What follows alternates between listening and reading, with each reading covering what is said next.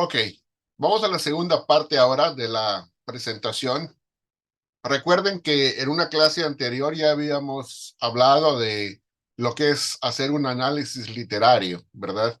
Aquí tenemos la foto de Leland Ryken, que es uno de los eruditos que está como punta de lanza de este movimiento de establecer un enfoque literario en el estudio de la Biblia, y dice lo siguiente: esto nada más es para recordar y para ubicarnos en contexto literario una vez más. Dice, ya hemos visto en una clase anterior que lo que se conoce como el enfoque literario de la Biblia más comúnmente involucra colocar a la Biblia en el contexto literario familiar que las personas adoptan durante el curso de sus estudios literarios en la escuela secundaria y en la universidad. Esto quiere decir que se le aplican a la Biblia las herramientas familiares del análisis literario que usan los críticos literarios y los profesores de literatura, e involucra comparar la Biblia con textos literarios familiares, desde, por ejemplo, los escritos literarios de Homero hasta los dramas modernos y los libretos de las películas modernas. ¿Qué quiere decir esto? Bueno, simple y sencillamente que analizar literariamente la escritura es empezar a identificar el tipo de género literario o los textos literarios que encontramos cuando leemos cualquier tipo de literatura, desde los escritos literarios de Homero, como dice aquí, hasta los dramas modernos y los libretos de las películas modernas. Todos tienen una forma literaria de existir y es lo que estamos tratando de analizar. Luego dice, tal enfoque literario es el tema presente de hoy en día. No está muy interesado en buscar fuentes de literatura bíblica. Esto es muy, muy importante. No está muy interesado en buscar fuentes de literatura bíblica. Su intención es simplemente mostrar lo que está en la Biblia, no especular cómo llegó allí. ¿Por qué dice él eso? Por lo siguiente. No es de sorprender que la crítica literaria de este tipo, o sea, el otro tipo de enfoque que se llama la historia de las religiones comparadas, vea una gran cantidad de correspondencia entre la Biblia y otra literatura, por la simple razón de que la Biblia ha sido la influencia más grande en la literatura occidental. O sea que el tipo de análisis literario que él propone es diferente al tipo de análisis que lleva a cabo la crítica literaria de la alta crítica, que se basa en la comparación de las religiones del antiguo cercano oriente, o sea, lo que se llama la historia de las religiones comparadas. Y lo que él hace y dice es lo siguiente: vamos a analizar lo que está en la Biblia en cuanto a género literario, y no vamos a especular cómo es que llegó allí. O sea, no lo vamos a comparar con otras religiones y estar pensando de dónde se tomó o de dónde no se tomó, porque eso nada más es especular, es lo que trata de decir este autor. Así que nos vamos a enfocar en la perspectiva que él presenta y vamos a analizar literariamente lo que está en la Biblia, y no vamos a especular en cuanto a de dónde fue tomado o de dónde vino. Ok, cuando hacemos un análisis del preámbulo del libro del Génesis, tenemos que ver que el género literario es poético, o sea que estamos ante un poema o un canto. Quiero que se fijen, estamos ante un poema o un canto. El título, como expresó bien nuestro hermano Wander Medina, es En el principio. ¿Por qué? Porque hasta la misma tradición en cuanto a la forma hebrea de nombrar no solamente un libro, sino el inicio de un escrito, es por el uso de las primeras palabras, en este caso, Bereshit. Eso significa que ese es el título de todo lo que va a decir adelante. Y fíjense, cuando se mira esto en forma de poema, que lo es, entonces nos damos cuenta que cada uno de los días de la creación, como están narrados, corresponde a una estrofa del poema. La primera estrofa dice, y fíjense cómo empieza la primera estrofa: Cuando Dios creó los cielos y la tierra era un caos total. Las tinieblas cubrían el abismo y el Espíritu de Dios se movía sobre la superficie de las aguas. Y dijo Dios que resplandezca la luz, y la luz resplandeció.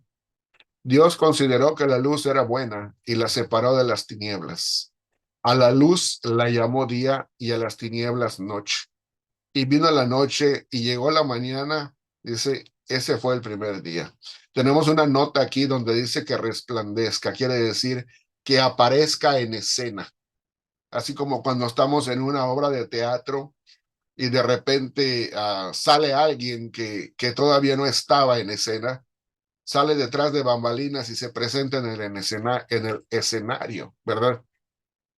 Es muy importante que nos demos cuenta que cuando leemos el verso 3 y dijo Dios que resplandezca la luz, o como dicen otras versiones tradicionalmente, que exista la luz, o que salga la luz, o que aparezca la luz, o que haya luz, y la luz vino a ser o llegó a existir, es importante que nos demos cuenta que en ese momento no se refiere a la creación de la luz, porque Dios no dice, la Biblia no dice que Dios creó la luz.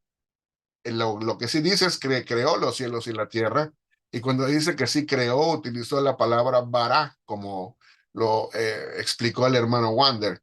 Pero cuando dice en el verso 3 que haya luz o que exista la luz, no está traduciendo el verbo bara, de manera que no está diciendo que en ese momento creó la luz, sino que lo que trata de decir el texto es que la luz que ya existía no había aparecido en escena, y que en el momento en que Dios habló, entonces resplandeció o apareció en escena. Y desde el momento en que apareció en escena ya no se retiró más, ahí se quedó. ¿Ok? Entonces, después continúa en el número 4. Dios consideró que la luz era buena y la separó de las tinieblas. Y luego a la luz la llamó día y a las tinieblas noche. Y vino la noche y llegó la mañana, ese fue el primer día. Y vamos a la segunda estrofa. Y dijo Dios que existe el firmamento en medio de las aguas y que las separe, y así sucedió. Y Dios hizo el firmamento y separó las aguas que están abajo de las aguas que están arriba. Y al firmamento Dios lo llamó cielo, y vino la noche y llegó la mañana. Ese fue el segundo día. La tercera estrofa. Y no voy a leer todo lo que dice ahí porque nos llevaría mucho tiempo, pero quiero que se den cuenta que la tercera estrofa es todo lo que corresponde al tercer día. Y lo que se enfatiza es lo que hace el personaje principal de cada una de las estrofas. Voy a regresar un momento para que nos demos cuenta que la única parte en donde nosotros vemos que hay más de un personaje es en la primera estrofa cuando dice, cuando Dios creó los cielos y la tierra, ahí aparece el primer personaje, literariamente hablando se menciona a Dios. Luego, la tierra era un caos total, las tinieblas cubrían el abismo, y luego aparece un segundo personaje que se llama el Espíritu de Dios, que está identificado por la actividad, o sea, se movía. Y en la otra, la actividad con la que se identifica al primer personaje, Dios, es crear. Pero el Espíritu de Dios en ninguna parte se menciona aquí como que Él crea, sino que dice que se movía. Y luego, si regresamos aquí, vemos el énfasis en este primer personaje de Dios, que tengo en verde todos los verbos en cuanto a lo que él hace. Por ejemplo, dijo Dios, Dios lo llamó, Dios consideró. Otra vez dice Dios dijo, Dios consideró. Pasamos a la cuarta estrofa y dijo Dios, y Dios hizo, también hizo las estrellas. Hay que mencionar que aquí la palabra hizo no es bara, no se refiere a crear los dos grandes astros y las estrellas, porque no utiliza en ese sentido el mismo verbo bara que utilizó en el verso 1. Luego dice Dios colocó en el firmamento, vuelve a utilizar los hizo, y luego dice Dios consideró, y termina la cuarta estrofa. Pasamos a la quinta estrofa de este poema y dice, y dijo Dios, y luego, y creó Dios. Y luego aquí llega y dice, y Dios consideró que esto era bueno. Verso 22, y los bendijo con estas palabras. y termina lo que es la quinta estrofa, terminando el quinto día. Pasamos a la sexta estrofa, ya que tenemos algo bien interesante. Dice, y dijo Dios, y luego en el verso 25, Dios hizo, y luego termina acá el versículo 25 diciendo, y Dios consideró que esto era bueno. Verso 26, aquí empieza una vez más una parte de la controversia, porque dice, pasando ahora a dos palabras en plural, primero un verbo que está en plural, y luego un pronombre que está también en plural, que es nuestra. Y dice, y dijo, hagamos al ser humano a nuestra imagen y semejanza. Y luego se refiere a todo lo que este ser humano iba a hacer, ¿verdad? Pero aquí es interesante que en esta es la única parte que encontramos en todo este preámbulo general, las palabras en plural hagamos y luego a nuestra. Y luego tenemos cómo es que este poema en cuanto a la estrofa sexta es la más larga que existe. Y acá seguimos viendo el personaje principal, Dios, y los verbos claves que utiliza para decir toda la actividad que él hizo. Termina el sexto día. Aquí es creó, bendijo, y luego dijo, doy, miró y consideró. Y luego llegamos a la séptima estrofa, que esa sí la voy a leer completa. Dice así, así quedaron terminados los cielos y la tierra y todo lo que hay en ellos. Al llegar el séptimo día, Dios descansó, porque había terminado la obra que había emprendido. Y luego dice aquí, número 3, Dios bendijo el séptimo día y lo santificó, porque en ese día descansó de toda su obra creadora. Y luego le puse fin porque aquí termina el relato. Hay algunas versiones que colocan el verso 4 después de esto dentro de lo que es el preámbulo, como si fuese la última frase o la última declaración del preámbulo, pero eso es equivocado, porque ya hemos visto que cuando la palabra Toledot está presente en la frase, significa que es el inicio o el encabezado del relato que va a iniciar. O sea, que esa frase nunca concluye un relato, sino que siempre es el encabezado o el inicio de ello. Continuamos. Vamos a analizar ahora el preámbulo del libro del Génesis, que ahora ya hemos visto que es un poema o es un canto. Dice, con base en la forma en que está estructurado todo el preámbulo general, se puede concluir que estamos ante un poema o un himno hacia Dios, que tenía muy posiblemente la intención de ser cantado o entonado o recitado o también orado en el servicio de la liturgia sinagogal o en lo que es la alabanza a Dios de una manera personal. No debe ser visto o interpretado literalmente como un relato científico de la creación. Así que vamos a las siguientes preguntas. Número 1. ¿Cuántos personajes aparecen en escena dentro del primer acto del libreto de este poema? La respuesta aparentemente dos. Dios y el Espíritu de Dios. Como vimos, Dios que es el que crea y el Espíritu de Dios que es el que se mueve. De los versos 1 y 2. Luego, número 2, la pregunta, ¿cuál era la actividad principal del personaje identificado como Dios? Respuesta, creó, consideró, separó, hizo, llamó, dijo, dio, bendijo, descansó, reposó y santificó. Todos esos verbos se utilizaron referentes a la actividad principal del personaje identificado como Dios. Luego, 3. ¿Cuál era la actividad principal del personaje identificado como el Espíritu de Dios? Y aquí estoy poniendo formas diferentes en que diferentes versiones de la Biblia traducen la actividad o el verbo que se utiliza para hablar sobre el Espíritu Santo o el Espíritu de Dios.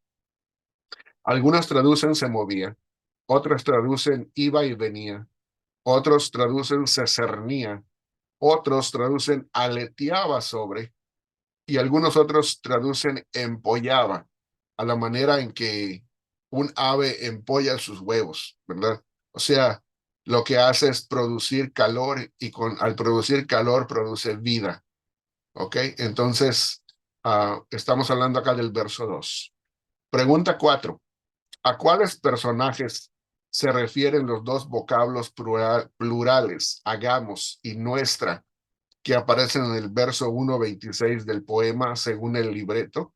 Pues aparentemente a dos personajes, los mismos que están identificados desde el principio en la primera estrofa, Dios y el Espíritu de Dios. No es un singular, sino que es un plural porque se identifican a dos, Dios y el Espíritu de Dios.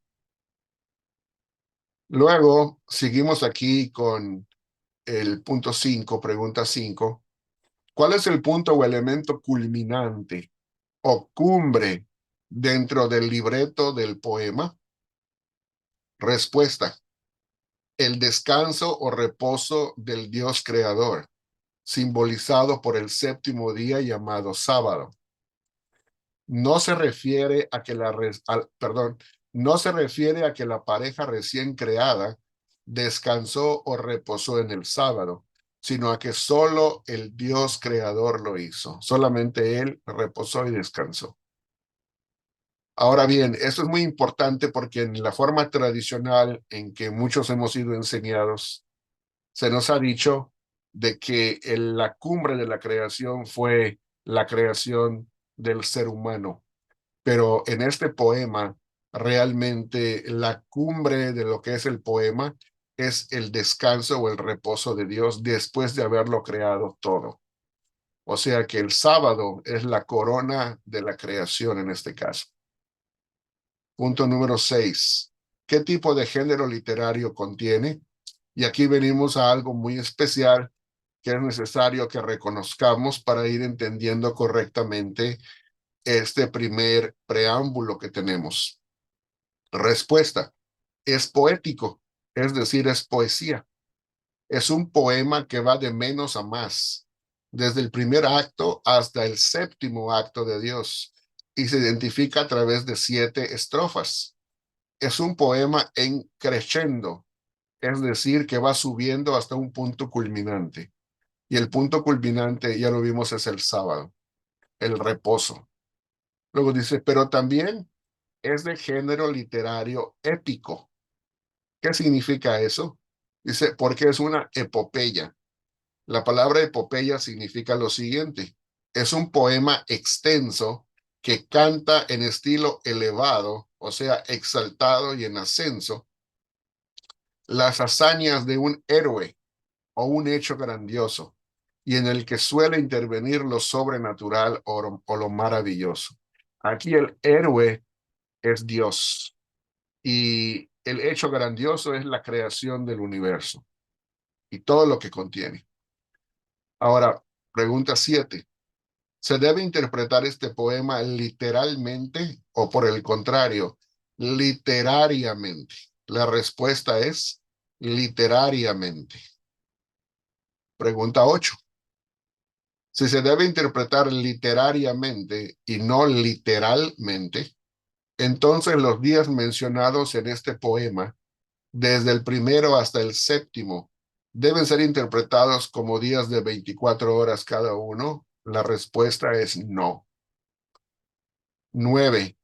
¿Tiene este poema el propósito de ser una historia científica de la creación en 6 días literales, como a muchos de nosotros se nos ha enseñado? La respuesta es no. No es ni una historiografía, que ya lo he explicado antes, pero lo voy a volver a explicar hoy, ni tampoco es una historiosofía, que ya lo he explicado antes, pero lo voy a volver a explicar hoy. 10. ¿Cuál es el propósito de este poema entonces, según su género literario? Respuesta: ser una historiología, o más exactamente, una doxología historiológica hacia el Dios creador. Y vamos a explicar detenidamente qué significa eso. Pero para empezar, la palabra doxología significa una expresión de adoración y alabanza. Es un poema en donde se expresa adoración y alabanza a Dios. Y en cuanto a la palabra historiología e historiológica, vamos a explicarlo en detalle ahora.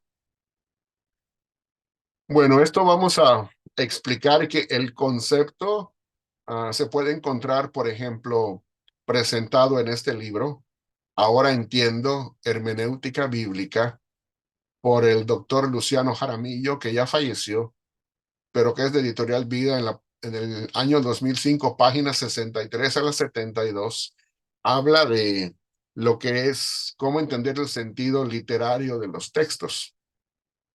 Y aunque él no utiliza las palabras que yo voy a utilizar, lo que sí utiliza son los conceptos. Por ejemplo, el doctor Luciano Jaramillo, a lo que es historiografía, él le llama historia rigurosa, así le llama, historia rigurosa, o sea, entendida desde la manera en que la entendemos hoy en el occidente. Y luego a la palabra historiosofía, él no le llama historia rigurosa, sino que siendo el concepto opuesto, contrario en el otro extremo, él le llama ficción histórica o historia ficticia. Entonces él utiliza esas frases mucho más simples. Pero yo estoy utilizando esta fraseología simple y sencillamente para darnos cuenta de lo que es. Y son fraseologías más técnicas, pero el concepto mismo lo encontramos aquí en este libro. Vamos a ver historiografía. Historia relatada o narrada en forma escrita o gráfica. Es historia gráfica donde todo es entendido con estricta historicidad, factual y extrema literalidad en cuanto a todo asunto mencionado en el documento escrito. Es historia entendida desde un punto de vista literalista o hiperliteral, donde todo lo que tiene que ver con la ciencia se interpreta desde ese mismo punto de vista, literalista. Puede reconocer la presencia de teología, etiología y etnología en el relato, pero estas tres últimas, o sea, teología, etiología y etnología, están siempre al servicio de la historicidad factual y la extrema literalidad. O sea que estas dos últimas, la historicidad factual y la extrema literalidad, son lo que dominan toda la interpretación. Y esta es la muy conocida posición fundamentalista dentro del cristianismo, donde todo se entiende como cosas históricas en el sentido riguroso, como lo decía el doctor Luciano Jaramillo. Ahora vamos a lo opuesto, que es historiosofía, que es historia ficticia o literaria más filosofía de la religión. Y esta es la definición. Es una historia ficticia donde nada es realmente histórico, sino que todo es un dispositivo literario compuesto para poder expresar una filosofía, es decir, una experiencia testimoniada de fe de la religión de un pueblo, en este caso de un pueblo creyente. De ahí que es un dispositivo, perdón, el dispositivo literario historiosófico ha utilizado la técnica de las religiones comparadas, no el otro que estamos viendo ahora, que es el enfoque del análisis literario, sino aquí se utiliza la técnica de las religiones comparadas, donde los escritores han tomado como préstamo la visión religiosa de otro pueblo y cultura para elaborar su propio testimonio de fe religiosa a través del uso de un lenguaje mitológico. Esta es la muy conocida posición neoliberal y, a decir verdad, ni una ni la otra están correctas desde mi punto de vista. Ambas están crasamente equivocadas, grandemente y seriamente equivocadas, y proponemos el día de hoy, como lo hicimos anteriormente en otra clase, el punto intermedio que se llama historiología, que es historia más teología y más etiología, dependiendo de lo que se quiera hacer en el relato. Y vamos a ver qué significa eso. O como dice el doctor Luciano Jaramillo, es una historia teológica, o como bien pongo aquí, historia con interpretación teológica. que contiene tres capas o estratos de significado entretejidos entre sí. En aquella ocasión explicábamos que es como si fuese un cordón de tres hilos que están entretejidos y que le dan fuerza al relato. Letra A o inciso A. Contiene datos históricos, fácticos, verídicos, como lugares, personajes, nombres, eventos, en un relato embellecido o elaborado literariamente. Esta GL significa género literario. El género literario que se usa hace que el relato sea embellecido o elaborado literariamente, en este caso, como en el día de hoy, un poema, pero en esta parte no contiene datos históricos fácticos o verídicos como lugares, personajes, nombres y eventos. ¿Por qué es un poema? Hay ocasiones en que se los va a tener y cuando los tenga entonces deja de ser un poema. Ahora aquí pasamos a la letra B. Contiene en esta postura la teología bíblica personal de los escritores que da un sentido de desarrollo pactual al relato. Se tiene una teología bíblica, en pocas palabras, que nos da a entender en qué punto de la relación pactual se encuentra la historia y cómo va el desarrollo del pacto en la relación entre Dios y el ser humano. Y luego, letra C, es una respuesta correctiva a las historias sagradas de otros pueblos a partir de la etiología y etnología hebreas. Esta doble E significa etiología y etnología. De manera que la historiología contiene estas tres cosas en su mayor elaboración y esa es la posición neoevangélica. O sea que no estamos ni por la historiografía, no tenemos una posición fundamentalista de que es hiperliteral y de estricta historicidad y extrema literalidad, ni tampoco tenemos la postura de la historiosofía, que es una historia ficticia o literaria más filosofía de la religión con cosas prestadas de otras religiones y ese tipo de cosas. Y no estamos aquí identificándonos con un lenguaje mitológico ni nada de eso, sino que esta es nuestra postura intermedia, que creemos que es la más estable y la más correcta en ese sentido. Y vamos a ver qué significa etiología y etnología para los que no habían visto la clase donde lo expliqué. Etiología es el estudio de las causas o de los orígenes. La palabra se deriva del griego etiología, que significa dar una razón o causa, de etía, causa, y logía, que es estudio. Más completamente, etiología es el estudio de las causas, orígenes o razones detrás de la forma en que son las cosas o la forma en que ellas funcionan, o puede referirse a las causas mismas. En teología, por ejemplo, muchas religiones mundiales tienen relatos etiológicos de la creación que explican, acá está la explicación, que explican los orígenes del mundo o la relación del mundo con los creyentes. Y etnología, en ocasiones se enfoca en esto, del griego etnos, que significa nación, y logía, estudio. Es un campo académico que compara y analiza las características de diferentes pueblos y las relaciones entre ellos. El vocablo etnología se acredita a Adam Franz Collar, quien lo usó y definió en su obra publicada en Viena en 1783 como la ciencia de naciones y pueblos, o el estudio que hombres letrados hacen mediante el cual ellos investigan los orígenes, lenguajes, costumbres e instituciones de varias naciones o pueblos, y finalmente de su tierra de origen y de sus asentamientos antiguos, para así poder entender mejor a las naciones y pueblos en sus propios tiempos. Bueno, esto es para que veamos cómo es que la etiología y la etnología tienen parte dentro de este cordón de tres hilos.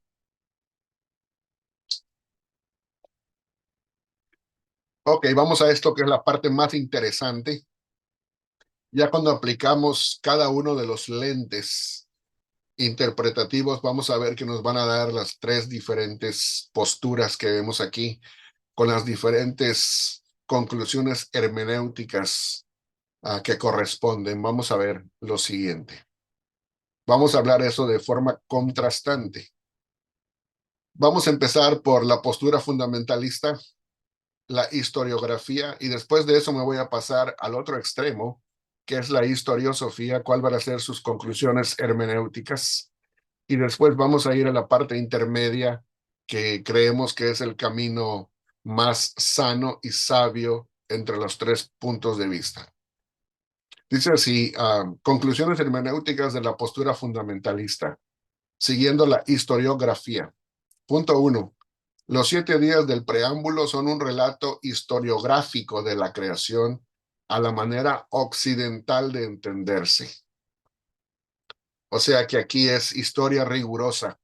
Estamos hablando de 7 días. Ahora en la historiosofía dice así, punto 1. Los 7 días del preámbulo son solo un dispositivo literario, ficticio, para renarrar el mito mesopotámico de la creación. Esa es la postura, en conclusión de hermenéutica, de la postura neoliberal cuando se estudia y se utiliza el lente historiosófico. Esta postura la enseñan muchos institutos bíblicos, en ciencias bíblicas, en otros lugares. No es mi propósito hablar mal de ellos, pero solamente quiero identificar que sí existe esto bastante en las redes sociales el día de hoy.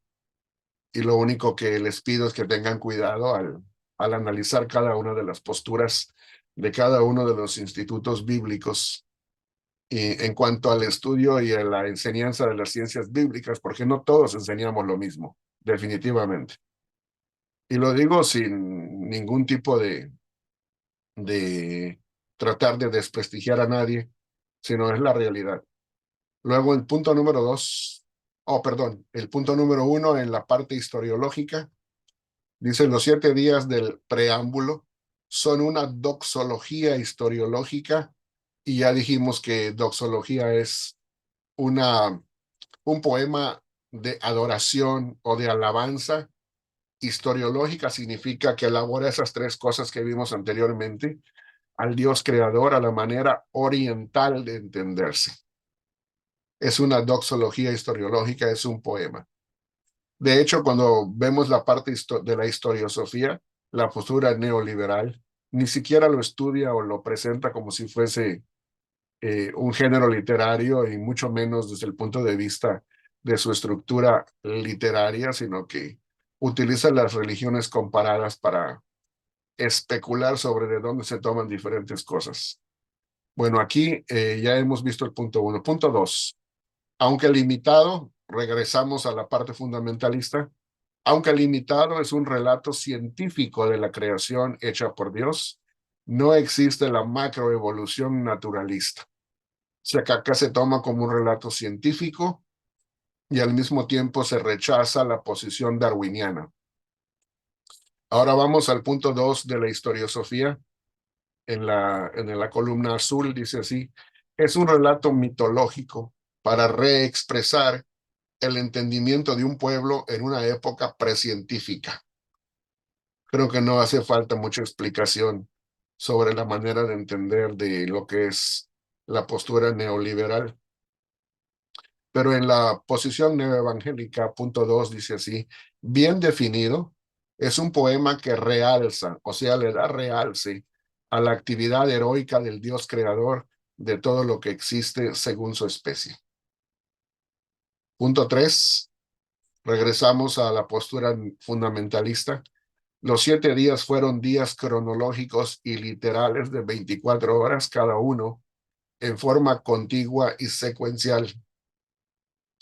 El punto 3, en la postura neoliberal, dice así, los 7 días nunca fueron días literales de 24 horas, sino 7 días ficticios para relatar la acción de los dioses cananeos.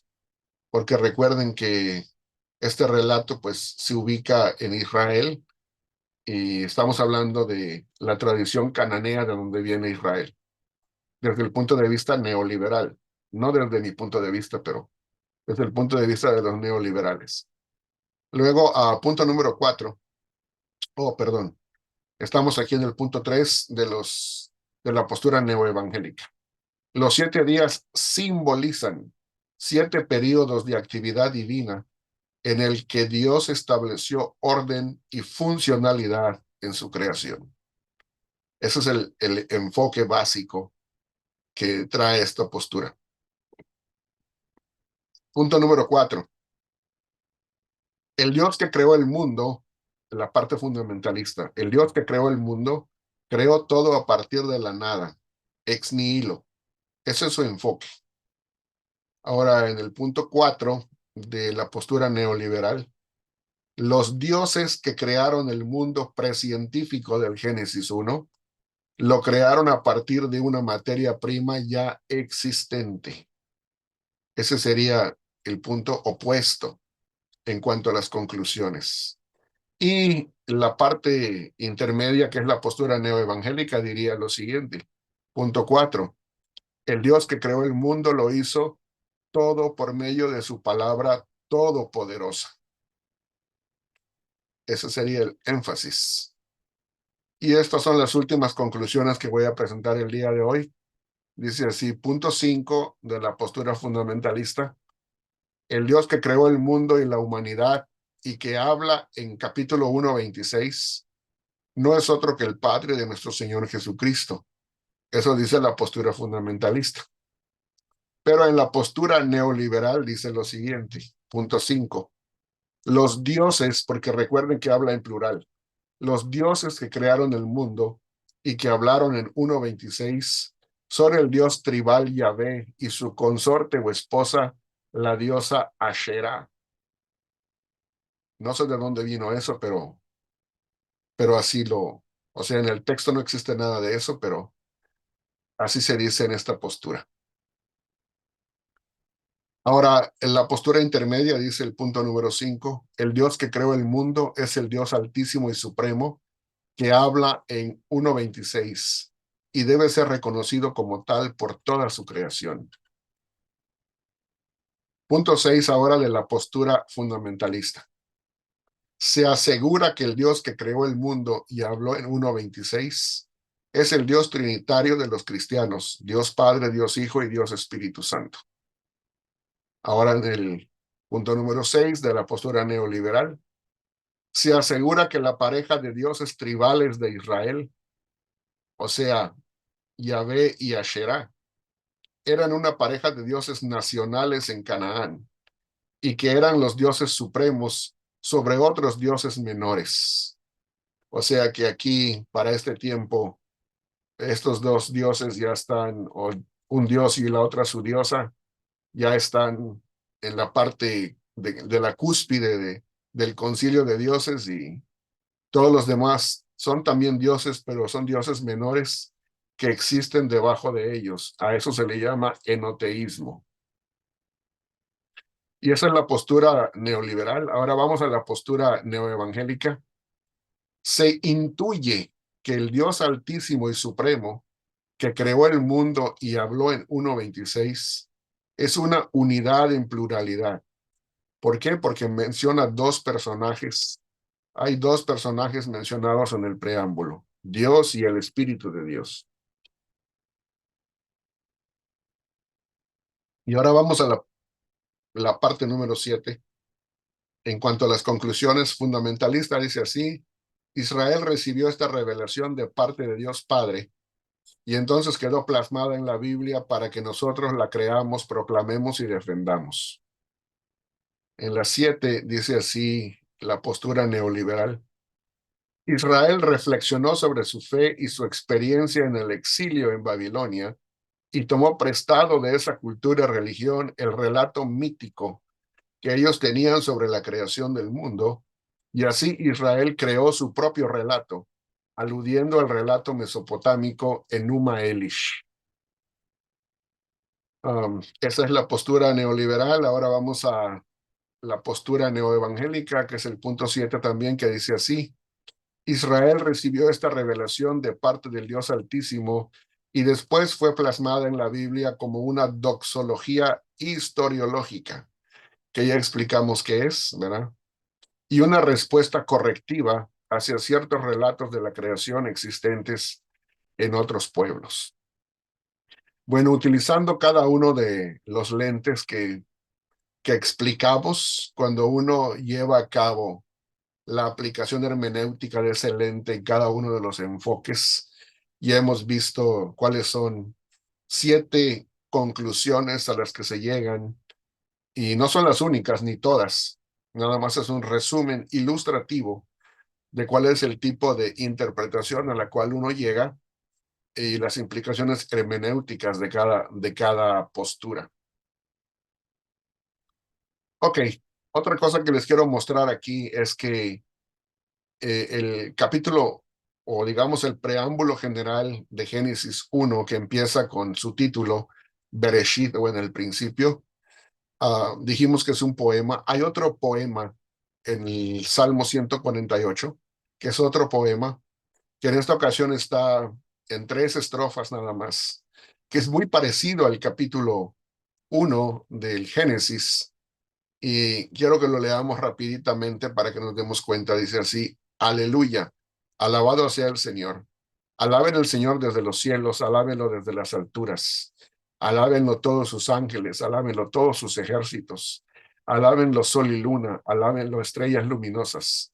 Alaben ustedes altísimos cielos y ustedes las aguas que están sobre los cielos. Sea alabado el nombre del Señor, porque Él dio una orden y todo fue creado. Todo quedó afirmado para siempre. Emitió un decreto que no será abolido. Segunda estrofa. Alaben al Señor desde la tierra los monstruos marinos y las profundidades del mar. El relámpago y el granizo, la nieve y la neblina. El viento tempestuoso que cumple su mandato. Los montes y las colinas. Los árboles frutales y todos los cedros. Los animales salvajes y los domésticos, los reptiles y las aves. Los reyes de la tierra y todas las naciones. Los príncipes y los gobernantes de la tierra. Los jóvenes y las jóvenes, los ancianos y los niños. Tercera estrofa. Alaben el nombre del Señor, porque solo su nombre es excelso. Su esplendor está por encima de la tierra y de los cielos. Él ha dado poder a su pueblo. A él sea la alabanza de todos sus fieles, de los hijos de Israel, su pueblo cercano. Aleluya. Alabado sea el Señor. Y ahí tenemos una foto se pretende que sea de David, el rey de Israel, cuando estaba joven, tocando y cantando este tipo de poemas. Pero este poema no es en mucho diferente al poema de Génesis capítulo 1, nada más que ya está en forma de salmo para cantarse en las alabanzas. Trae casi todos de los mismos elementos del capítulo 1, hablando de cielos, tierra, mar, y todos los que pueblan cada una de esas áreas. Así que nada más se los puse aquí para que vean que no es el único tipo de poema que existe en la Biblia que habla del mismo tema y con el mismo enfoque. Ahora, nada más para que nos demos cuenta del tipo de enfoque y por qué propongo el punto intermedio de la historiología, es porque dice aquí en 2 de Pedro 1:16, en el Nuevo Testamento la palabra preservada, que así se llama, dice lo siguiente: ahora bien, cuando les dimos a conocer a ustedes el poder y la venida de nuestro Señor Jesucristo, aquí está hablando de otro tema, está hablando de la venida de Cristo, pero utiliza una base que es similar a la que tenemos que comprender cuando leemos Génesis capítulo 1, que dice así: y no seguimos mitos ingeniosamente elaborados. Y ahí dice en el original la palabra mitos. No seguimos mitos ingeniosamente elaborados. Al contrario, fuimos testigos oculares de su majestad. Y de esa misma manera, cuando leemos el Génesis, tenemos que ver su género literario, y de la misma manera creo que el autor de Génesis no siguió mitos ingeniosamente elaborados, sino que en este caso puso lo que recibió de revelación, ¿verdad? Entonces, aquí vemos el huerto del Edén, y esta lámina es como preparativo para la siguiente clase que vamos a tener, donde vamos a concluir las observaciones filológicas, o sea, en cuanto a los términos y palabras del capítulo 1, y luego introducirnos al capítulo 2 y 3 de Génesis. Bueno, llegamos aquí a alguna pregunta sobre el análisis del preámbulo del libro de Génesis. Génesis 1:1 al 2:3. Y para terminar, acá tenemos la bibliografía. Ahora entiendo hermenéutica bíblica por el doctor Luciano Jaramillo, un libro bastante recomendado. Otro libro es Cómo interpretar la Biblia de James F. Fear, bastante bueno también en cuanto a la enseñanza. No estoy muy de acuerdo con las fechas que él utiliza en la paternidad literaria de los libros, pero en un sentido general, en cuanto a cómo identificar los géneros literarios, es un libro bastante bueno. Luego tenemos Reseña crítica de una introducción al Antiguo Testamento por Gleason Archer, es donde tomamos la información para hablar de los Toledot. Y luego los libros de la Biblia, la historia del pacto, que es donde podemos ver en forma bien clara que el capítulo 1:1 hasta el 2:3 de Génesis es un poema. Bueno, eso es toda la clase. Regresamos a los comentarios o preguntas finales y pues gracias a todos por participar y regresamos al tiempo de preguntas y comentarios.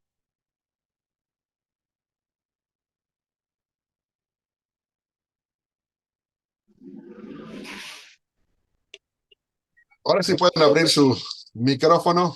Sí, hermano Amos, ya viene preparado Amos con su pregunta. Bueno, ahorita me está fallando un poco el internet, espero me puedan escuchar. Claro que sí, adelante. Pues mira, felicidades, Ben, realmente ha sido muy claro. Yo creo que no hay dudas o no debería haber dudas a estas alturas. Como hemos dicho y como has mencionado en clases anteriores, Génesis es un relato etiológico, entendiéndolo etnológico como fundacional. Génesis pertenece pues a todo el Pentateuco. Así que en ese sentido, yo creo que lo aplicamos bien. Me llamó mucho la atención y de eso quiero hablar un poquito cuando mencionas en la serie de preguntas, en la pregunta 4, acerca de a quién se refería Génesis 1:26, y dentro del mismo relato mencionabas que se hace mención de dos personajes, aparentemente, Dios y el Espíritu de Dios. Sin embargo, después mencionaste en otra lámina de la Trinidad y muchos han dicho que pues ese pasaje no puede hablar de la Trinidad. Llama la atención lo que Juan, ya hablando en el Nuevo Testamento, lo que Juan logra ver, porque Juan hace un midrash de Génesis y Juan habla que la luz que se menciona en Génesis es Jesús. En este sentido, podemos ver que por lo menos Juan, ya si yo no quiero aceptar eso, si mi formación académica y mis cursos de ciencias bíblicas no me lo permiten, no lo puedo ver, por lo menos Juan sí lo veía y entendía así. Juan logra ver a Jesús o identifica a Jesús como la luz que se menciona en el Génesis, lo cual no deja de ser, yo creo, interesante. Otra cosa también que quisiera yo aportar así rápidamente es que mencionaste que Génesis 1:26, de acuerdo a esta postura liberal o neoliberal, mencionan a Shera, ¿verdad?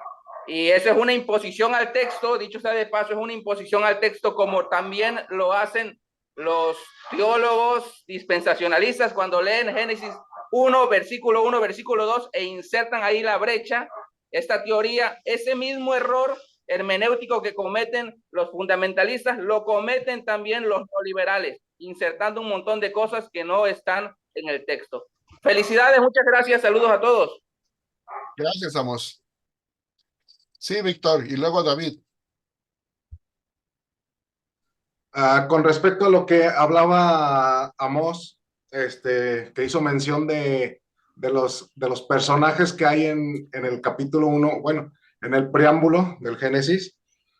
Por ejemplo, en la Biblia textual, la 4, habla, por ejemplo, dice, en unas partes dice, en el principio Elohim Aleph Tav, Y ya después, más adelante, nada más menciona Elohim, y cuando se crea al humano, a la humanidad, vuelve a mencionar Elohim Aleph Taf. Entonces, está hablando ahí nada más de una persona o de dos, aparte del espíritu de Elohim. Bueno, magnífica pregunta. Nada más déjame decirte esto, ¿verdad? De una manera rápida y breve, porque van a haber varias preguntas el día de hoy y tenemos que darle tiempo a todos para que puedan participar. La próxima clase que tengamos, ya había dicho anteriormente, de que vamos a seguir analizando filológicamente en forma exegética el texto para traer más luz todavía sobre lo que contiene, ¿verdad? Dijimos que hoy nos vamos a enfocar en la parte estructural, pero en un sentido general, y la próxima clase vamos a ir más en detalle, analizando estrofas y cosas así, ¿verdad? Y implicaciones. Ahora, definitivamente traducir Elohim Aleph Tav no creo que sea un acierto, creo que es un error, ¿verdad? Traducirlo de esa manera porque están tratando de darle un sentido teológico al Aleph Tav en la Biblia de la cuarta edición. Si tú lees, por ejemplo, todas las demás versiones, ya sea católicas, ya sean evangélicas o ya sean judías, ninguna traduce el Aleph Tav de esa manera. ¿Por qué? Porque en el sistema hebreo lo que significa es que cuando aparece esas dos letras antes de una palabra, es que la palabra que sigue después de esas dos letras es un objeto directo. Es una cosa gramatical, no teológica. Entonces, yo creo que ahí se han equivocado y no debería ser así. Ahora bien, todos reconocemos que la palabra Elohim o todos los comentaristas y teólogos reconocen que la palabra Elohim es una palabra en plural, ya por sí misma. Entonces, sin embargo, cuando nosotros vemos si lo traducimos correctamente, vemos que en el relato mismo se menciona Elohim y luego vimos que también decía Ruach Elohim, o sea, el Espíritu de Dios. No necesitamos estar haciendo malabares en cuanto a la palabra y nada de eso, sino que de una manera simple podemos identificar por lo menos a dos personajes, ¿verdad? En la próxima clase vamos a hablar en forma detallada de ese midrash que hace Juan en el capítulo 1 para explicarnos que es así como Amós nos mencionó también, pero vamos a hacer ese midrash comparativo para ver cuánta iluminación nos trae el Nuevo Testamento, porque vamos a utilizar también, para entender capítulo 1 de Génesis, vamos a utilizar la regla hermenéutica que hemos enseñado en las clases de hermenéutica también, que el Antiguo Testamento es interpretado por el Nuevo Testamento, que nos trae más luz. Entonces, cuando analicemos Juan 1:1 en su prólogo de Juan, que también es un poema, y es un poema midrashico, entonces vamos a recibir la luz necesaria para entender lo que Génesis capítulo 1 nos quiere decir. Entonces no me quiero adelantar a eso porque pues necesito explicárselo a todos en detalle para que podamos obtener todos la misma iluminación sobre el versículo. Pero cuando nosotros, a lo que yo me refiero es lo siguiente, cuando nosotros nada más vamos así de sopetón, y no sé si esa palabra sea entendida o sea, no, no es una mala palabra, pero puede ser que sea una mala palabra en otro país. De sopetón nada más significa así de un solo golpe, ¿verdad? Es lo que significa en el área donde yo crecí. Y no se los quiero enseñar o mencionar de esa manera, porque creo que no es justo, pero hay personas que sí de una vez van de un solo golpe para decir, no es que se refiere a la Trinidad, sin explicar cuáles son sus bases, ¿verdad? Entonces yo no quiero hacer eso y caer en esa especulación de que sí, sí lo dice, no, no lo dice. Vamos a ir en la siguiente clase más despacio sobre ello y las evidencias que presentemos ya se las dejaré a ustedes para que ustedes analicen y lleguen a su propia conclusión de si se intuye eso o no se intuye, si se enseña eso o no se enseña. Entonces, pero yo creo que para poder llegar a ese punto de hablar de tres personajes, hay que ir más despacio y presentar más evidencia, ¿verdad? Por lo pronto yo puedo identificar dos. Y por lo pronto la palabra plural hagamos y nuestra también no contradicen esa pluralidad de los dos personajes. Hasta ahí puedo llegar ahorita, ¿verdad? Muchas gracias, Benjamín. Hablar más sería estar especulando sin haber ofrecido las evidencias, ¿verdad? Y como hay un hermano que me gusta como dice, ¿verdad? Yo no puedo decir, no puedo hablar sobre un libro si no lo tengo y no lo he leído, ¿verdad? Así es. Hermano Richard, sí, adelante. Ese soy yo. No, no, que ese soy yo el que digo eso. Sí, o sea que es lo mismo, ¿verdad? O sea que si no hemos visto las evidencias, no podemos decir, la Biblia dice esto, pues si ni siquiera lo hemos mostrado. Entonces hay que ir despacio y tratar de no especular, ¿verdad? Ok, ¿a quién más? El hermano David Aranda y después vamos a ir con nuestro hermano Wander. Sí, hermano, le quería agradecer por la clase. Eh, bueno, hay tanto que yo quisiera decir y que quisiera preguntar que siempre me hago bolas a la hora de articular mis participaciones porque es mucho lo que tengo siempre en la cabeza, pero me llama mucho la atención porque precisamente ahorita estoy estudiando sobre Apocalipsis, estoy dando una enseñanza en la congregación y precisamente el hermano Justo González, en su libro de cómo leer el Apocalipsis, habla de que Apocalipsis al ser profético es fuertemente poético, ¿no? Dice, no deberíamos de leerlo literalmente, sino literariamente. O sea, es fuertemente poético y él dice que es un canto que estaba pensado para ser usado en la liturgia de la iglesia, ¿no? Y me llama la atención porque Apocalipsis precisamente anuncia la nueva creación. Entonces ahorita lo estaba relacionando yo con esta parte de Génesis, donde se habla del poder de Dios como creador y cómo Apocalipsis, al hablar de la nueva creación, también usa un lenguaje fuerte poético y pensado, dice hermano, para ser usado por la iglesia en su liturgia de manera cantada. Dice, es el que es un himno, sin dejar de ser poético, dice, pero era un himno poético que la iglesia que cantar como una doxología al Dios de los nuevos comienzos, ¿no? El Dios que estaba con ellos y que les había prometido una nueva creación. Nada más Así, hacer eso y pues muchas gracias, hermano. gracias a ti por mencionarlo y estamos totalmente de acuerdo con el escritor e historiador y teólogo Justo González. Tiene mucha razón. Muchas gracias. Ahora sí, Wander. Gracias a ti, David. Shalom, shalom, gracias y paz nuevamente, maestro. Excelente clase, felicitarlo una vez más. Este tema acerca, ¿verdad?, del texto, cuando menciona hagamos al hombre y en su defecto, ¿verdad?, los plurales que aparecen en Génesis 1:26, Génesis 2:4. Ha sido un tema de discusión a lo largo de la historia, ¿verdad? Porque cada enfoque trae sus diversas interpretaciones, ¿verdad? Y lo acuña a su pensamiento, a su preconvicción, y a veces se desconecta del texto bíblico y trae su preconvicción, su precomprensión y la mete al texto. Pero cuando nosotros, por lo menos, que no estamos exentos a esto, pero con una mente, ¿verdad?, un poquito desintoxicada, vamos al texto. Quiero leer este comentario que dice aquí, ¿verdad? Dice aquí, hagamos. Ha habido mucha discusión sobre este tema. Incluso filósofos. Ay, Wander. Se cayó tu comunicación y yo tan deseoso de escuchar a Filón. A lo mejor era una herejía.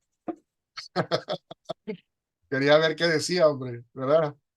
Bueno, si tienes la oportunidad de conectarte por audio nuevamente, déjanos saber.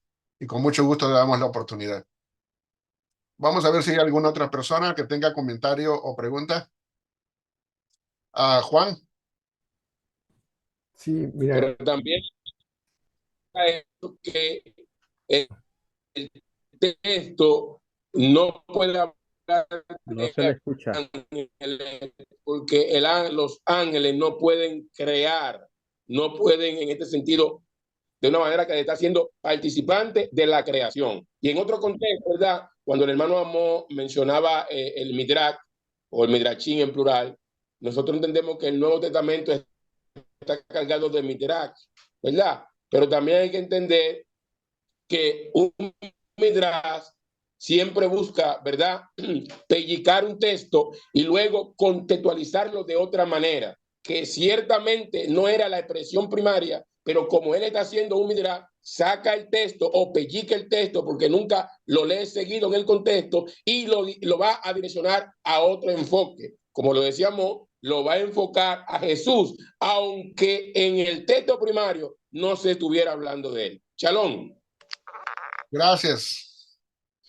Creo que escuchamos la segunda parte o la última parte de ello, pero la primera parte creo que, por lo que entendí, es que Filón y los judíos proponían que la frase hagamos era, digamos, Dios hablando con los ángeles, ¿verdad? Y él exponía de que eso no podía ser así, ¿verdad? Bueno, gracias, Wander. Ahora sí, Juan. Sí, mira, quisiera mencionar relacionado con el tema del, cuando se hace la comparación del punto fundamentalista, el neoevangélico y el liberal, el punto 5 y el punto 6 y el punto 7 me gustaría mencionar algo ahí. No sé si lo puedes lo puedes proyectar, porque yo veo que el punto 5 y 6 entre fundamentalista y liberal, o sea, no, entre fundamentalista y neoevangélico, es lo mismo, pero redactado de otra manera nomás. No veo tanta diferencia. Pudiera ser el enfoque, ¿verdad? Hay cuestiones dentro del fundamentalismo y la postura neoevangélica que no son contradictorias y que pueden estar de acuerdo en ese punto, aunque el enfoque es diferente. O sea, la prioridad de enfoque puede ser diferente y las cosas secundarias pueden estar de acuerdo uno con el otro. En pocas palabras, vamos a ponerlo así. Tú puedes tener una postura fundamentalista como ejemplo. Yo puedo tener una postura neoevangélica. Mi enfoque al leer el libro, mi prioridad al leer el capítulo 1 de Génesis va a ser una y tu prioridad va a ser otra. Sin embargo, cuando hablamos de una manera conclusiva sobre un tema teológico, ambos podemos estar de acuerdo. Y te puedo decir, bueno, yo estoy de acuerdo con eso, pero de una manera secundaria. No pienso que ese sea el enfoque primario del texto. ¿Se me doy a entender? Entonces, en algunos puntos, los enfoques neoevangélicos no son contradictorios con la posición fundamentalista, aunque tengo que decir que ese no es su enfoque principal, es su enfoque primario. Yo traté de enfocar la parte primaria de cada uno de los enfoques, para que nos demos cuenta de cuál es la diferencia entre uno y otro. En pocas palabras, que un evangélico no necesita estar en oposición a la Trinidad. ¿Sí me doy a entender? Puede estar de Claro, acuerdo con la Trinidad, pero puede estar en desacuerdo cuando dice, no creo que sea la postura primaria identificar esa frase con la Trinidad. Entonces, eso es una cosa, es un enfoque diferente, pero no significa contradictorio. claro. ¿Sí me dio a entender ahí?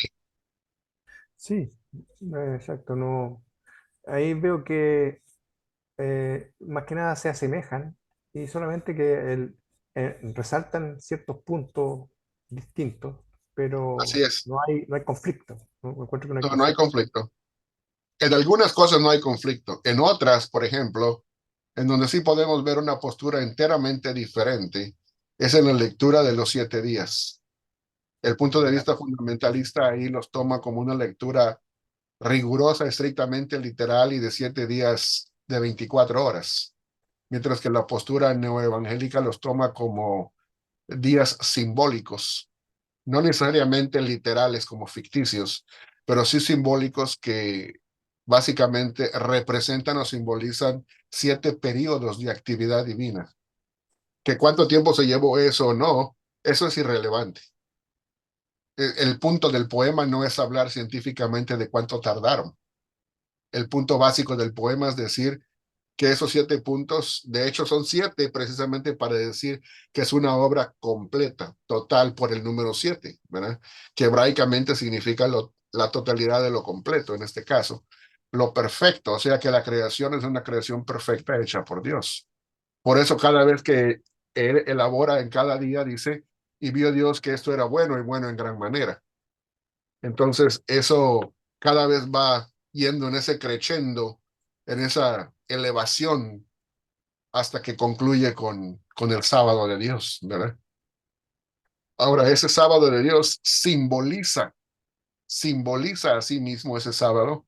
Es una forma de hablar como habla el Nuevo Testamento, por ejemplo, tú lees el libro de Juan y habla de la vida eterna. Y yo para esto he venido, para que tengan vida y para que tengan en abundancia. Esto, empero, es el Evangelio, que te conozcan a ti, al único Dios verdadero y a Jesucristo, a quien tú has enviado. Nos habla en una forma directa, esto es la vida eterna. Bueno, el sábado de Génesis es esa misma vida eterna, pero mencionado como sábado, porque el sábado simboliza la vida eterna. Ahora, no está hablando de un día de 24 horas. ¿Cómo sabemos que no habla de un día de 24 horas? Muy fácil, porque en cada día prioritario antes del sábado decía, y fue la tarde y fue la mañana, un día. Y en cuanto al sábado, no hay ni tarde ni mañana. Tú búscale y rebúscale el texto y nunca va a haber ni tarde ni mañana. Eso quiere decir que el sábado no era un día de 24 horas. Y si el sábado no era un día de 24 horas, tampoco lo eran los días anteriores. Por ejemplo, ¿por qué no pueden ser días de 24 horas? Porque en el primer día, cuando dice que aparezca o que resplandezca la luz, ¿verdad? No puede haber una contabilidad de 24 horas, porque la única forma que hay una contabilidad de 24 horas, a como lo entendemos occidentalmente del mundo científico de hoy, es que hubiera sol y luna, que son precisamente puestos para darle una contabilidad a la mañana y a la tarde en cuanto a la rotación que tiene el sol y la luna y que nos dan los periodos de 24 horas. Pero no había ni sol ni luna. Entonces, ¿cómo vamos a contar científicamente eso? Eso quiere decir que no se refiere a días de 24 horas. Ni tampoco cuando dice que resplandezca la luz, tampoco se refería a la luz del sol. O a la luz que nosotros pensamos como la luz del sol. Pero eso lo vamos a ver en el Midrash de la próxima quincena, ¿ok? Ok. Eso no significa en ninguna de las dos posturas, ya sea la neoevangélica o la fundamentalista, en ninguna de las dos posturas significa que estemos en contra de Dios como creador. Ambos afirmamos al mismo Dios como el creador de todas las cosas. Nada más que tenemos una prioridad de énfasis diferente en cuanto al enfoque de lectura. ¿Ok? O sea que en ningún momento estoy diciendo de que la postura neoevangélica no crea en que Dios es el creador de todo. De hecho, ese es el énfasis principal del poema. ¿Ok? ¿Alguien más que no haya participado antes? O hermano Richard y luego Isaí. Nada, Ben, felicitarte por la clase y la manera que has presentado las posturas, las diferentes posturas, muy adecuado y muy responsable de tu parte. Y a mí me gusta esa que la presentaste y como la llamaste, la neoevangélica, la verde. A mí, pues en lo personal, me parece la más sensata, porque si yo fuese, y lo digo con respeto, si yo fuese a aceptar la fundamentalista, pues tengo un problema, porque en el Génesis 2 los eventos están puestos diferentes que en el Génesis 1. Dios crea al hombre y después le pone los árboles. En Génesis 1 están los árboles primero y después viene el hombre. Entonces, John Walton, no sé si conoces a John Walton, Sí, claro que sí. tratando de explicar esa situación, dice que Génesis 1, al ser un poema, lo que el poeta está tratando de establecer es que cada cosa creada tiene una función. Y a mí me gusta eso como lo expresa, porque entonces, ¿cómo explicamos que la luz vino antes que el sol? Entonces, pues, es bien interesante. Sí, entonces, precisamente por ese tipo de situaciones, es que decimos que tampoco nos suscribimos a la postura neoliberal, porque la postura neoliberal encuentra una contradicción entre los dos relatos, ¿verdad? Pero cuando uno analiza y ve que la primera cosa que aparece en el preámbulo no contiene lo que identifica un relato como relato, que es la palabra Toledot, entonces ahí se cae la contradicción, o sea, deja de ser una contradicción. Porque si dijera en la primera frase Toledot, entonces tú dirías, tenemos dos relatos y cada relato dice una cosa diferente, entonces aquí hay una contradicción. Pero como el primero no tiene esa palabra, entonces se da uno cuenta que no tiene el propósito de ser un relato en el mismo sentido en que el primer relato empieza en Génesis 2:4. Entonces esa aparente contradicción desaparece. Y entonces ya nos podemos enfocar directamente en la estructura literaria del preámbulo. Y entonces nos damos cuenta de que es un poema y nos damos cuenta del enfoque que debería de tener. Claro, claro. Y si nos enfocáramos así desde el principio y no hubiéramos caído en esa postura fundamentalista, no estaríamos chocando en muchas cosas del día de hoy, ¿verdad? Ni tampoco estaríamos cerrados a muchas de las cosas que la ciencia nos enseña, ¿verdad? Entonces, lo único que estoy tratando de decir es que la Biblia no está en contra de la ciencia, ni la ciencia está en contra de la Biblia, si la sabemos leer adecuadamente. Claro, y Génesis ahí no es un libro de ciencia, ¿No? es anterior a la ciencia moderna que tenemos. Y poner a Shera, como hacen los de la liberal, el texto en ninguna manera, haciendo exégesis, da a entender que Dios estaba casado Uh-huh. y tenía esposa, Entonces, nada de eso. Eso pues sí es lo que le llaman en Puerto Rico estirar el chicle. Yo estoy de acuerdo ahí. sí, en mi tierra le dicen de herejía, ¿verdad? Bueno, es que la cosa es que hay que mencionarlas tal y como son, ¿verdad? Por eso es que iniciamos hace poco una serie en nuestro canal que se llama Hablemos Claro, ¿verdad? Hablar claro no significa um, ofender o atacar a alguien, simple y sencillamente decir las cosas como son, ¿verdad? Aquí tratamos de ser ecuánimes y no estar atacando a nadie. No estamos hablando en contra de personas. Nunca vamos a hablar de personas con nombres y apellidos y estén hablando despectivamente de ellas porque no tiene caso. Ese no es el punto. Dios no nos llamó a eso. Pero sí podemos analizar y sí podemos desglosar las posturas y los pensamientos teológicos de las personas porque a eso Dios nos ha llamado, a examinarlo todo y retener lo bueno, ¿verdad? Sí, hermana Angélica. ¿Qué tal? Buenas tardes. Buenas tardes. Una pregunta solamente. ¿Todas las posturas están de acuerdo en que Moisés es el autor de este libro de Génesis o alguna, la postura neoliberal tiene otra? Sí, definitivamente es una magnífica pregunta y la postura neoliberal no tiene la postura de que el Génesis fue escrito por Moisés.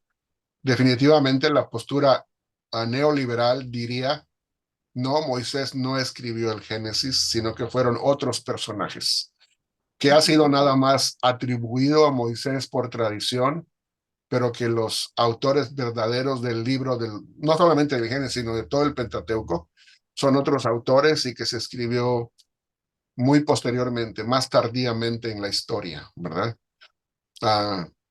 Con todo respeto, yo no me adscribo a eso, pero no me suscribo a eso, pero al mismo tiempo tampoco tengo el punto de vista fundamentalista que piensa que Moisés escribió todo y cada uno de las cosas que se incluyen ahí hasta el último punto que existe, ¿verdad?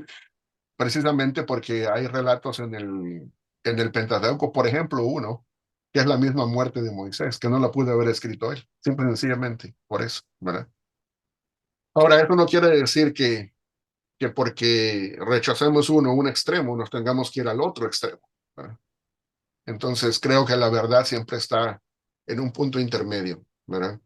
Entre los extremos hay que analizar las cosas detenidamente, con calma, e ir viendo cada cosa, los aportes de cada lado, los desaciertos también de cada lado, e ir viendo y compaginando la mejor respuesta posible, respetando la escritura y nunca abandonando nuestra fe. ¿Sí me dio a entender? Sí, sí, perfecto. Gracias. O sea que cuando empezamos a aceptar diferentes tipos de posiciones que son diferentes al fundamentalismo en donde fuimos muchos de nosotros enseñados, no significa que tenemos que utilizar la postura neoliberal como la única otra opción que hay.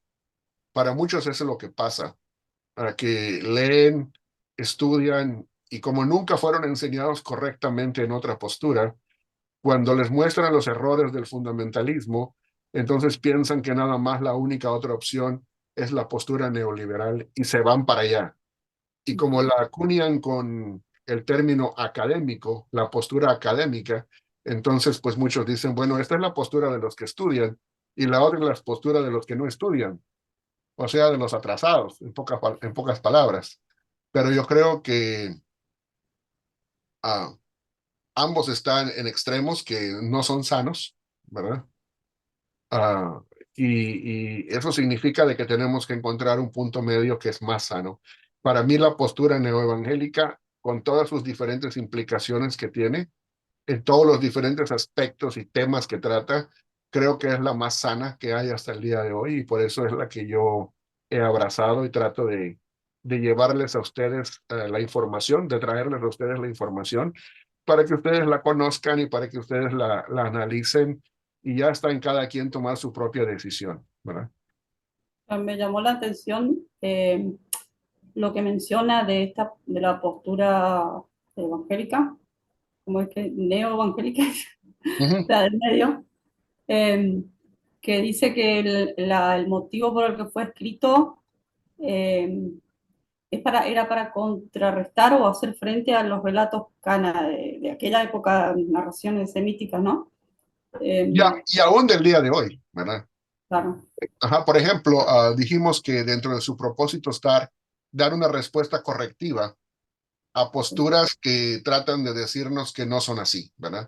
Así como en tiempos pasados, digamos, Israel, al escribir este tipo de prólogo, de preámbulo, trató de darle una respuesta correctiva al mito conocido como Enuma Elish. De la misma manera, sigue haciendo el mismo trabajo el día de hoy.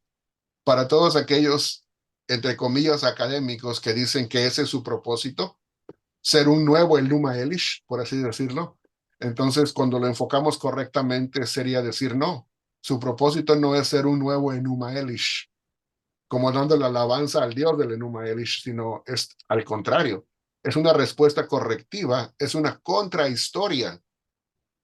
Una contrahistoria significa ir en contra de la historia popular del Enuma Elish para darle un nuevo giro y decir, esta es nuestra realidad, ¿verdad? Esta es nuestra reflexión Con, espiritual en cuanto a lo que creemos sobre Dios, pero creemos que está mejor basado en la revelación que hemos recibido y no nada más en el folclore popular de lo que es una historia conocida, ¿verdad? No estoy diciendo por eso que no lo hubieran conocido, precisamente porque la conocieron en Babilonia, sabían que no estaba correcta. Claro. Entonces tenían que dar una versión contrahistoria a esa historia, entre comillas, ¿verdad?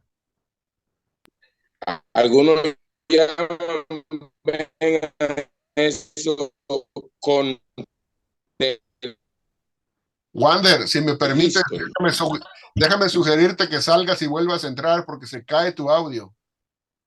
Está muy quebrado tu audio y no te entendemos cuando hablas, pero si puedes volver a entrar, te lo agradecería mucho para ver si podemos mejorar tu audio.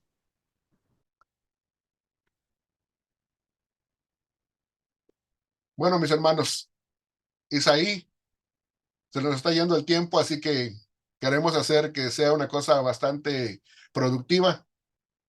Sí, Isaí. Sí, profesor, únicamente para darle las gracias y bueno, lo que pude percibir, ¿no? De la clase y fue lo que me gustó es que, bueno, nos dio un ejemplo de cómo el género literario, estudiar desde el género literario, sí nos permite hacer una exégesis que sea fructífera, ¿no? A lo que estamos buscando. Eso era por una parte. Y lo otro que quería preguntarles, no sé si al final lo va a hacer, dar una bibliografía o recomendar algún material que nos pueda ayudar para consultarlo nosotros por nuestra cuenta también, desde el mismo tema del género literario. Bueno, en cada clase que hemos estado dando, desde la primera que dimos, hemos estado dando una bibliografía. La bibliografía, aún como la del día de hoy que mencioné, es importante que los libros que mencionamos, si los pueden conseguir e ir leyendo, les va a ir haciendo crecer en su comprensión de lo que es los géneros literarios, ¿verdad? No hay un solo libro por sí mismo que, por mucho que diga interpretación de géneros literarios, no hay un solo libro por sí mismo que explique todo. O sea, lo que un autor explica en un ángulo, en un enfoque, otro lo explica complementariamente sobre otra cosa y sobre otro género. Y así nos tenemos que ir y hay que hacer una colección de libros de diferentes autores sobre diferentes tomos para poder ir haciendo una compilación sana y buena para eso. Entonces yo les diría que empiecen por el principio, como por ejemplo hoy mencionamos dos libros. Uno es el de Luciano Jaramillo, ¿verdad? Que empieza por allá. Hay otro que es un poquito más antiguo, que también ya está fuera de publicación. Ese lo voy a poner en mi página privada de Facebook para que lo bajen, que es el de Cómo interpretar la Biblia de James Iford, que también es un buen libro. Y así hay varios que hemos estado mencionando. La clase pasada mencionamos el diccionario de simbología, ¿verdad? De símbolos. Así que les recomendaría que vean cada una de las clases y en la parte de atrás, o si no, pues bajen los PDFs que ponemos en la página y ahí pueden ver la bibliografía e ir consiguiendo los libros poco a poco. Varios de los estudiantes que, aunque no están aquí, se comunican conmigo, me preguntan y me dicen y los llevo allá y hay varios que han conseguido los libros y entonces ya podemos recibir preguntas conforme van estudiando y avanzando y es mucho más productivo, ¿verdad? No se queden nada más con lo que oyen aquí, sino que sigan leyendo, ¿verdad? Profesor, una cosita así rapidito, ya que tocó el ejemplo de Génesis 1, ¿verdad? Pues me gustó el ejemplo porque aprender a leerlo literariamente nos va a evitar pues a asumir estas contradicciones si lo leemos literalmente, ¿no? Porque en Génesis todos vamos a tener algo distinto. Entonces, en ese sentido, pues lo veo muy necesario, ¿no? El estudio literario del texto, porque si no vamos a crear esa confusión en la mente, ¿verdad? Ese era mi comentario. Claro que sí. Bueno, pues muchas gracias. Cualquier cosa, saben que se pueden comunicar conmigo, ya sea por Messenger o por email. También se pueden comunicar conmigo por WhatsApp. Si tienen alguna pregunta, consulta, les recomendaría que voy a subir la clase como siempre. La voy a partir en dos segmentos porque creo que así ayuda más a la gente a estudiarla que en uno solo que es muy largo, ¿verdad? Entonces, en dos segmentos para que los vayan viendo y van a ser dos vídeos por cada clase que yo tenga, pero va a ser la misma cantidad de tiempo en un sentido general. Pero mírenlos, repásenlos. Yo sé que hay muchas cosas que yo dije el día de hoy que pueden ser nuevas para muchos de ustedes, que quizás digan, ¿y a dónde nos va a llevar este profesor? Cada vez que dice algo nos cambia todo, ¿verdad? Pero no se trata de eso, ¿verdad? Yo sé que para muchos son cosas totalmente nuevas, ¿verdad? También lo han sido para mí en el momento cuando yo las descubrí y dije, Señor, ¿por qué no nos dijeron esto desde el principio? Nos hubiéramos evitado tantos problemas, ¿verdad? Pero debemos darle gracias a Dios que tarde que temprano Él nos está dando la luz para poderlas ver y poder no solamente encauzar mejor nuestra fe, sino la fe de aquellos que nosotros amamos en el Señor también. Así que si van a compartir algo de lo que van aprendiendo, háganlo con amor y con comprensión también, ¿verdad? Porque es lógico que no todos cuando les escuchen van a aceptar lo que ustedes les digan de buena manera. El fundamentalismo es difícil, como también lo es el neoliberalismo. Es una postura difícil, ¿verdad? Unos porque se creen saberlo todo, aunque no han estudiado nada, y otros porque se creen saberlo todo porque han leído 2, 3 libros, ¿verdad? O sea que así no es la cosa, ¿verdad? Entonces, hay que tener humildad para saber que apenas estamos empezando, ¿verdad? y que nuestro camino todavía falta bastante y que el principal instructor aquí no es un libro que leamos. El principal instructor aquí es el Espíritu Santo de Dios, que cuando llega a nuestra mente, a nuestro corazón, utiliza lo que leemos, y si hay humildad en nosotros para decir, enséñame, Señor, creo que Él va a hacer la obra, ¿verdad? Y así podemos ayudar a muchos otros hermanos y hermanas en la fe. Bueno, me despido de ustedes. Ya se nos acabó el tiempo el día de hoy. No quiero pecar de abusador porque nos pasamos en el tiempo.